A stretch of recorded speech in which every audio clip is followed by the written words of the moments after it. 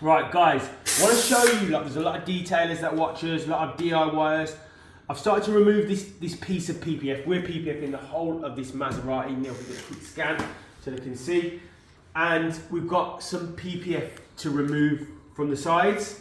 And I want to show you how I remove it and how I believe it should be removed. So a lot of people are going to get this and you're going to peel it like this, yeah, and go against, no. I like to pull in plane of the panel. So you think here, instead of peeling that way, so like that, that's putting tension on the paint, you're going to leave glue behind. What I like to do is load it with heat and look, get my hand behind it, like so, and then I'm pulling in plane. See how much easier that comes off? I'm pulling this way. I'm not trying to yank it off that way.